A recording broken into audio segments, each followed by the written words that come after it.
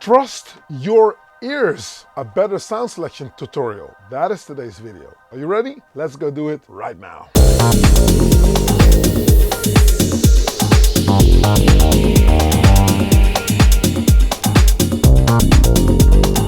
Yo, check it out, I'm in a little kitchen and thank you for checking out yet another video. Now, if this is your first time here, do not hesitate to click subscribe and hit that notification bell. Whenever I upload a new video, you'll be kept in the loop and you'll not miss out on anything. Now, I get a lot of comments and questions on my channel where people are actually saying, what do you use on the master? Do you sidechain the kick? What processing is being used on the sounds? And how do you layer stuff? Do you make room for this and that? I think that today I'm going to just like demystify the myth, because most of what's happening in sound production has to do with prioritizing what people are listening to. What do you stick in somebody's face and what's in the background? That's one rule. And another thing is to choose better sounds. So there's 3 rules that you should live by if you want to get a better mix down or a better sound quality. First, I just said it. What is the priority? So what do you hear first? And what in a production is something you need to focus on first. So there's a few things that actually play together. Does everything need to be as loud? No. A lot of people make a mistake where they mix stuff and everything has to sound as clean as possible. Now, whether everything is dirty or everything is clean, pretty much there is nothing that's going to stand out. So you need some sort of a contrast, which means choose within the structure of the track that you're doing, what is the priority? What needs to be stuck in somebody's face? What is the main idea that you should focus on? That's one. Now, a second thing is to choose better sounds or choose sounds accordingly. I will build up my track, trust my ears to the point where maybe if I'm listening to something, my emotion tells me if it's cool or not. You know whether it's a good sound. And we tend to overthink stuff, get into processing and start to just like work more plugins and more plugins just because we have them. And I went back to an old school way of thinking. I went back to, you know what, if I got this one drum computer, say the 909 for instance, I was not going to put 6-7 different drum computers next to it in order to just change the drums. But since that is some sort of routine, every track needs to have new fresh drums. Everybody now thinks that, you know, you have to constantly structure and mix stuff. So that's another thing to demystify. Just stick with certain drums that work. Today, I will show you how I work my drums, how I work my beats, how I work my bass sounds, and I build it up like a house. So pretty much the end of my production, then the mix is also finished. Now, this is something that it takes a while for you to get into. It takes a while to get that thing going. It's not going to work right out of the box. But the sooner you start with trying to pinpoint and focus on what sounds are going to go where, the better it is. Now, another thing is sound levels. Once you got great sounding sounds, and we all know what a great sound is. If you don't know, a great sound is something that is very dominant. It's a very round, sort of like finished sound. You hear it and instantly you know that's that. A bad sound would mean there's a lot of background noise, or the initial transient or the character of the sound is a bit off. You're not really knowing what you're focusing on. So in the sound design and sound workshops that I'm giving in schools and stuff, I tell kids to focus on a dominant thing. So if they walk outside and they record something, it's cool if somebody makes a great sound that they created out of, I don't know, maybe like a plastic pipe that they're hitting somewhere. But if there's a buzz or a lot of background noise, that does not make a great sound. Now, if that's your intention in the music, it could work. There are secondary sounds that you can actually use to have a little bit of character or old school vibe in your music. Working with DAW-less sounds means it's different from working in a DAW where people use loops and the loops have got a lot of saturation already. You have to now find that saturation within the boxes that you are using, which means focus on how does my drum computer sound? How does this synthesizer sound? and also focus on out of how many sounds is this one sound actually built up. When you're listening to a kick drum, most kick drums are consisting of 2, maybe 3 sounds. Then there's a attack, then there's a little bit of a tail, there might be a little bit of a hiss, so you have to look for that kind of stuff because it makes a world of difference. This video should be one that you will go to eventually if you get lost or if you don't know how to just look at sounds, because this is a process that you'll get better at by doing it and doing it and doing it again. An analogy would be you're learning to see more and more pixels within the picture at some point, and it's a fun process to do. We're gonna start with drums. This is going to be, I think, a video that I'm going to chop into 2 segments. So this week there's one, next week there's going to be another, and we're going to see how far we go because I don't want to get too lengthy. Different sounds out of different eras also contain some sort of a different character. The 909 coming out of the 80s is obviously going to sound different from an Octatrack coming out of the 2000s, right? So you have to understand that different boxes do different things. You are the cook that has to blend all those flavors together. The suggestion comes from the crowd. So if you're trying to figure out what works, basically when you play it out or you play it on a big sound system, you'll see that from the minute you throw one sound into the room, people will respond to it. People don't know whether something is in key or out of key most of the time. That's the musician's job to know that. But people pick up on whether something is a cool sound, yes or no. That's on the theory side of things. Now, if you are ready, let's go head over to the live set. Let's see if we can just put some sounds together. I'm going to basically start from scratch. We're just gonna build it up, right? Okay. What you will always also see me do is work different boxes. I look at my live set as a band. Different boxes do different tasks. I don't care what the manual says. I don't care if this thing can give you breast milk from a virgin. I don't care. What I want is a specific task coming out of a specific box. And I've tried out what they can do. They're always amazing at a lot of stuff, but they excel at one specific point. So finding the sweet spot on your boxes is also another trick to get to the sound fast. A lot of information, a lot of talk, but there's some nuggets in there already. Let's go ahead to the live set and let's see if we can make that work. You ready? Let's go do it. Trust your ears. Yeah, I think it sounds a little bit out there, but in the end of the day, it's very important to really think about that concept. Now, when we're going to start working our way within the live set, let me just introduce the culprits here. I've got the mini tower, yeah, from left to right, the subsequent 37 mini tower right here, MIDI fighter, which connected to the 1010 black box. I'm playing rave stuff off there. As you can hear, that's all for a later portion of the video. I've got like my drums sitting here on the Octatrack Mark II. The MPC-1 is sitting over here, taking care of MIDI. The Pioneer Torize AS1, multi-clock, the TB03, which for some odd reason has lost the power, so we're going to just turn that on, of course, obviously. So that's going to be on. Yay, there you are, cool. So that's there, and then there's a DM12 mixer, a digital delay DD7 over on that side, which is pretty much set it, forget it, and crusty brushes to make sure you don't get a lot of dust incorporated on the machine. Let's start with the kick drum. Now, to trust your ears, I'm going to just do a couple of exercises with you so you can get into the flow of things. Let's go over what I've done with this kick, right? So the kick is on track number 1. I've got 8 channels of audio, and then there's 8 channels of MIDI. I'm not using MIDI on the Octatrack. I'm only using, turn this around. I'm only using the audio portion of it. So MIDI's off.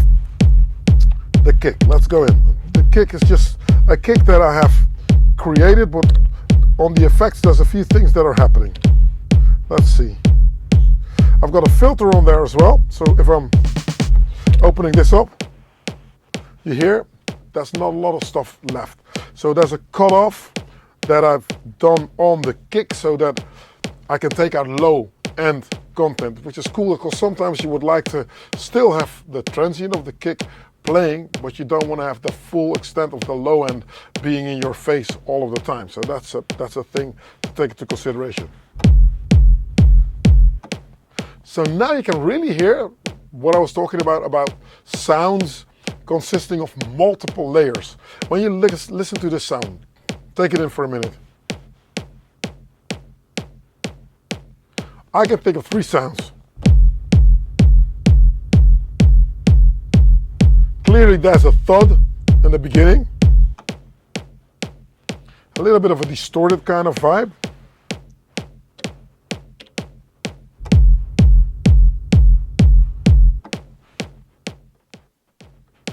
I put some spatializer on there, on the kick. Weird, it does a trick.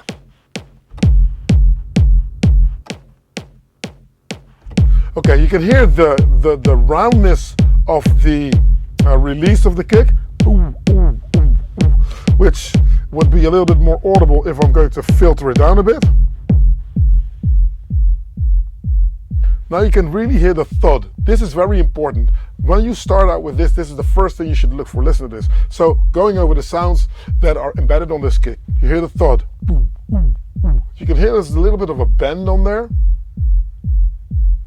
So this is nice. It sounds almost compressed. It's not compressed because this video also came to be because the people are asking me, like, do you process your stuff? How do you work it? So I'm going to go over that because I don't use any EQ and any compression. I'm just using filters and sound placement, but we'll get into that as well. Okay, so you can hear clearly that there's a thud, right? So it's really, really pushing hard in the bottom of the speaker. Opening it up, listen to what's being added to this sound. There's some sort of a hoover, some sort of a vacuum cleaner sound coming in. So this sound is moving, it breathes, it's going in and out. Having that on the kick makes an infinite loop already, so I don't have to add more sort of like saturation to it or saturated loops, overdo it, because it's already embedded on the kick. So you don't hear it here, but you hear it here. And this is 50% on the filter, just to make sure that you know where I am. If you want to do that by yourself with a kick on the Octatrack filter, this is about 77. But do you hear, when you're listening, let's focus on the attack for a bit, on the initial transient, the first attack of the sound. Listen how the letter D for Dirk starts to become a letter T the more I open up the filter. For this kick that works. Usually I would go for the letter D. If you don't know how to find the letter D, place your thumb on the rim of the speaker. Just don't press it too hard, don't molest your woofer, but place it on the rim of the woofer, and then from the minute you just turn this up, you start to feel on your thumb, you start to feel what this kick consists of. It's a neat trick if you don't know how to find your initial transients. So we have got the letter T, we got that vacuum hoover sound, and we've got the release, the belly of the kick, right? So this is the kick. I think it's got high-end frequency content already embedded a little bit on the and you can hear that it's, kick, right? By itself, it's hard to gauge, so it's going to make sense if you hear it with multiple sounds. Track 2 is probably going to be a loop of some sort. Since it's got a lot of information that is transients all over the place, I'm going to just play that later for you. Just keep in mind on 2 there's a loop. 3 is my drum roll. My drum roll is hidden away. For sake of performance, I know that my drum roll is already playing. Going here and going here, you see, only on a 16, so I didn't play 4 bars, only 1 bar, which is why the first line, the 1 divided by 4 is playing. 2 by 4, 3 by 4, 4 by 4, so you know that that's the snare drum. It doesn't play, it only plays when I open up the crossfader.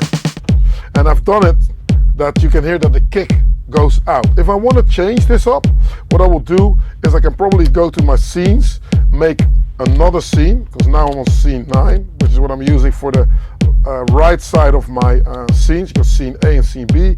I'm using 9 up to 16 for scene B, and then 1 to 8 for scene A, but I'm hardly ever using scene 8 because you can stick different effect settings on these different scenes. So for instance, if I can go to scene, here nothing's happening, you can see I didn't map it out, so scene 10 nothing's happening, 9 is that. So you can put reverb here, a little bit of delay. You can just go in and just customize your effects, so you got multiple effects that you can use. For now, I'm trying to keep it simple because I'm only doing a few things in terms of the progression. So that's the snare drum on 3. On 4,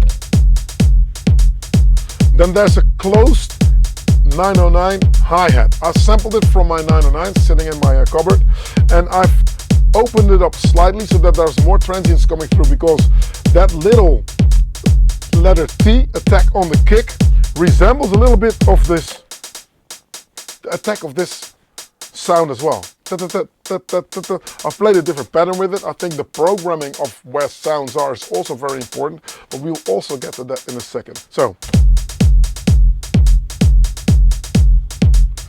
and if stuff is starting to cancel itself out, you need to just really focus on why is that happening and how is this possible. Can I get stuff to move away from it? Because I do think that I can hear a few my kick is constantly dipping. That means that now I don't hear it. So there is a frequency in that hi-hat that is eating away from the kick. Can we solve it? I think we can. I'll probably go in and take low end out of the hi-hat first. The hi-hat's on 4.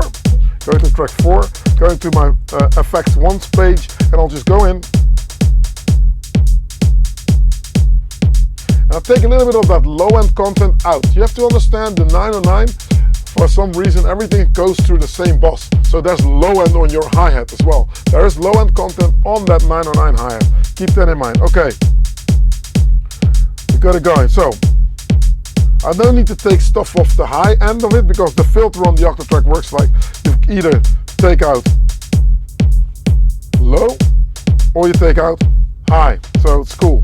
So it's pretty much like a seesaw. So you can tweak it there. That's also a form of EQing, but I just want to just subtract stuff from it instead of just adding stuff to it, right? So going in and trusting your ears, trusting that you have a good sound. So this is the sound in solo.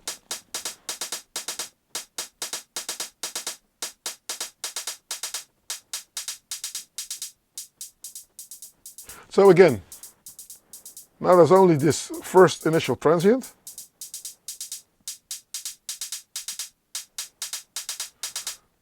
And more, that metal kind of flavor that I think it resembles here becomes a little bit more of a, yeah, almost like a stick, but it still resembles a lot of metal. Anyway, so we've got this. This now needs to do a song and dance with the kick and with that loop that we just played. Now when I play that loop had a lot of information, so we might have to just look at how we're going to set that in the mix as well. So that loop plays this.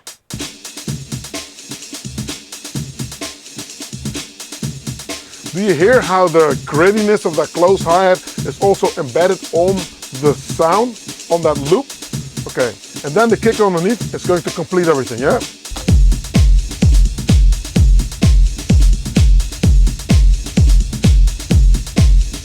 Nice. Okay, that's the drum so far. Let's take out this busy body right here, and let's move over, because I've got a open head sitting on track 5. And that open head, again, you need to focus on what that does as well. I'm going to play it from the multi-clock, because the multi-clock is connected to the Akai, and then the Akai is connected to the Octa, and then you get this. Listen to the length of the hat. Now you can go in and say like, I need a shorter hat. It's overlapping a little bit. So let's go into the open head, it's on 5, and we'll go to our amp page and we'll just tweak the release a little bit. So more of the kick is going to be audible, but you're going to lose a lot of high end. So what you're going to do is open it up more. Now here, it might even be too long, but listen to what happens if I'm playing that closed head. And the closed head resembles what's happening on the open head as well, because of course they're related, but they're slightly different in terms of frequency. So instead of shortening the head, playing that closed head is going to shorten the head actually. So you're going to hear this. That pattern is going to get adjusted a little bit. So your brain, by way of psychoacoustics, is going to hear that the head is going to be a little bit shorter than it is. Okay, the length is 74. And the closed head, I can also go in and just like shorten that as well.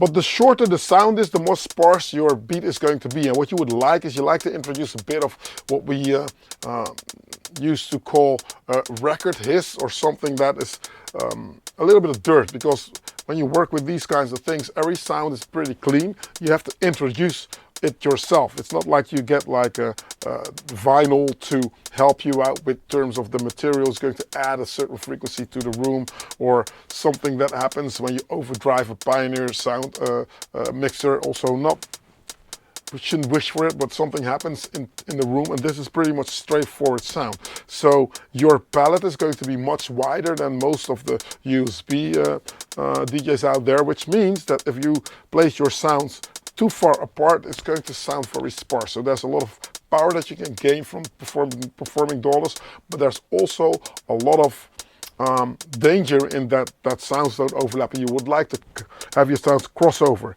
Because if you listen to this head right now, you would like to have them cross over. So now you can easily pick them apart. What I will do to indicate that is I'm even going to stick them differently. So one is going to go left, the other is going to go right. Right, so it's easier if you're listening to stereo headphones what's happening. And then if I'm going to lengthen that closed head, listen.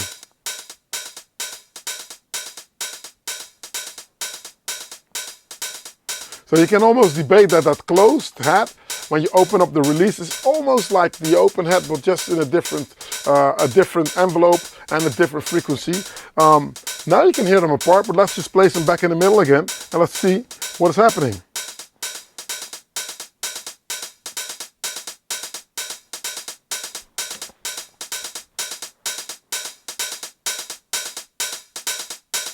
They become family, living in the same house, probably in the same bedroom.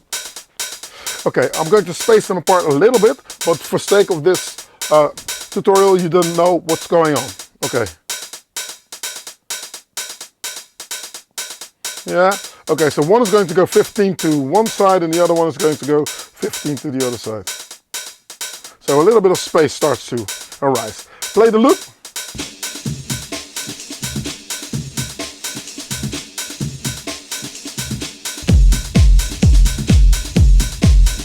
Nice, you gotta like that kick. Now, this is drums there with a roll.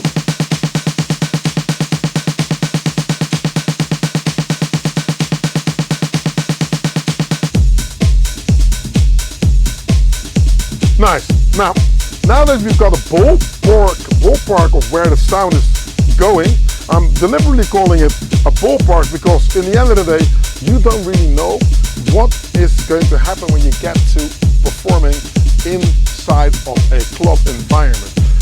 The kick might be louder because they've got more low end, or the kick might not even be there because maybe the sound tech has been sleeping and the sound has been not arranged properly. So for sake of being safe, I always opt to just like have a little bit more headroom on my kick, slightly, and stick the kick out separately if you can. If you have like multiple outputs on the machine that is hosting your drums, make sure that your kick is always on a separate channel. And I think 2.5, maybe 3 dBs up from the rest should give you a cool ballpark where if you start to overshoot, the longer you play, the levels might be altered. Just make sure that, yeah, you can always make sure that your kick is always going to be a little bit ahead of the battle. Having said that though, with the drums as well, make sure that the highs don't overshoot everything, because I've got my stereo output of the octa track just on a stereo channel on a mixer, and I'm not even mapping out the kick separately, because I found that the octa track does a pretty neat trick in summing up the sounds together. That's also a thing to look for when you buy equipment. Listen to if you overdrive the stereo output a little bit, or if you start to add more sounds, something happens. The same in a DAW. A lot of people don't realize it, but the more stuff that gets shoved out of that stereo output, the more something is going to happen. Obviously, the manufacturers say that that's not the case. It is the case though. Something will happen, something will change. And with analog equipment, most often it's a pleasing side effect, artifact that you get. With digital sound, 0 means 0. So keep that in mind. So that's the drums for you then. Then of course I've got a bit of a, this is my straightforward drums. You can dance to this, right? If you cannot dance to this, you should see the doctor. Alright, so that means that if we're going to move on to the next installment on my drums, I've got a snare, I think, here. But that's a bit of a groove. So if this is 2 in your face, and I just want to go in, I get it, and I can hear that I'm got one trick that, so there's reverb on one and dryness on the other one. So that in itself also invokes an infinite loop. Now, do you hear how everything is sitting neatly in its spot, and it's not really they're not bugging each other, but at the same time it's pretty neatly mixed. The louder this sounds, the better it will become. Yeah? Now, what does this mean exactly? This means that different combinations of the drums are also going to work in your favor. Now I can go in and say, like, I want to go in just plain house. I can go in a little bit on the break side.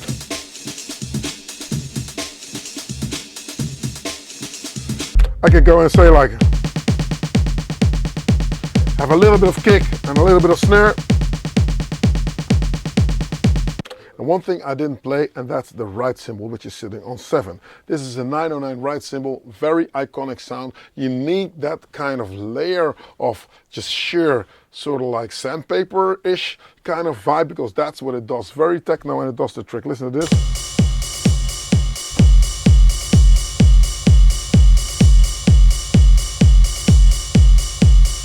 So this is all the low end that we have coming from the drums, really. There's not a lot of low end coming from here. There are some, but not a lot.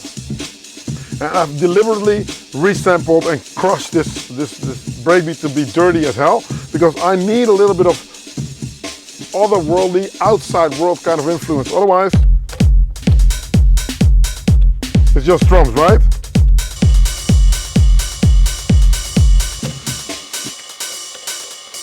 Now looking at all the high frequencies, we've got 3 different frequencies spectra that we need to just look at, right? We've got like mid highs. It's not the highest hi-hat in the world, but if that is the top frequency you're using, nobody's going to be the wiser and nobody's going to complain. I mean, on a sound system, the sound tech is even going to say, like, okay, if this is the case, then let's just like up the highs a little bit. So rely on the sound tech to do that. You just trust your ears. And when you're performing, you're not really a sound engineer. I see a lot of people just standing there and meticulously trying to just like solve the sound. For one, you look boring as hell.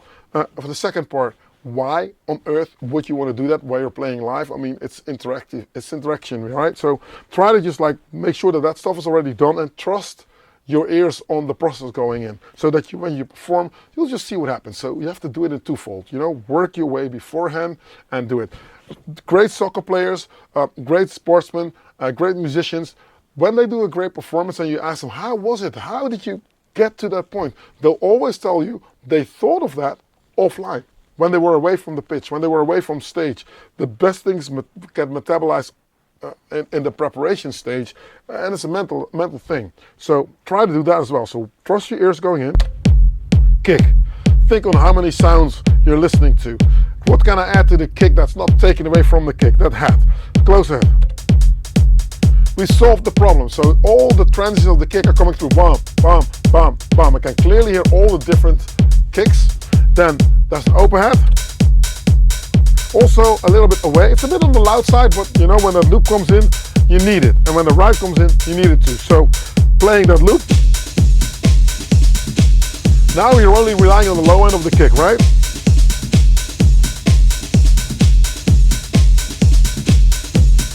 Okay, now with the snare drum. Right cymbal. So you can hear that it's going in a certain direction. It's going, well, this is cool. Okay, this is just the drums. In the next video, I'm going to go over what happens if you're going to use multiple sounds together. So now that I've got my drums sitting right here, you know what they do. Let's just take it a step further and just build up this track, you know? There's something coming from, I can do that still because I still got a little bit of time left. These drums are very rudimentary, in-your-face type drums. I did it on purpose. I want those drums to be really like, bam, bang on, in your face, let's go get it, right? That's how I wanted those drums to really, really work. Now, that means that if you're going to use crazy sort of like rave sounds, I've got a rave sound sitting right here because the 1010 black box is my sample loop player kind of one-shot kind of machine. So I've got like perfect loops set in there, and then the MIDI fighter is doing two things. I can launch the clips and I can filter the clips if I would want to. So when I play this situation right here, I will just say, okay, I'll start again. So I'm playing. Bam. Now let's open up that, let's stop this. I'll open it up because I know that it's on channel 3 and 4. Now I'm lowering the filter and playing it.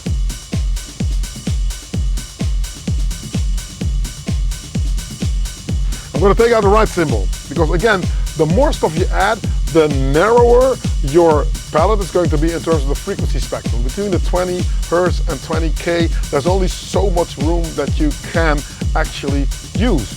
Now, what I do in order to make it sound like there's a lot happening, I am making sure that whatever comes in has a place. I've already done it with the drums, but the drums are kind of set and forget it. Where I have to do small tweaks to make it work. When it comes to this,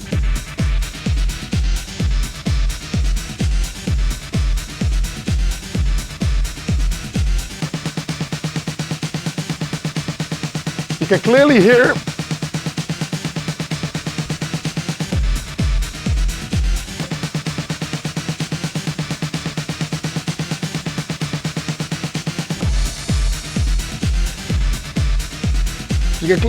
sound and beat. Now this, to me, comes from an old school way of working, because back in the day it was the sampler with this big sound on it, and then the kick drums. So yeah, this is something that's embedded in my DNA. Get familiar with this as soon as you can. This is just by means of a rave sound, right? Okay, next video, we're going to take this a step further. Well, that's part 1 for you there, you know what I mean? So yeah, let's just take this thing a step further next week, where we can look at maybe getting a little bit more in depth. There is also something as the ABC structure, which is what I'm going to explain to you next week on how to look at stuff.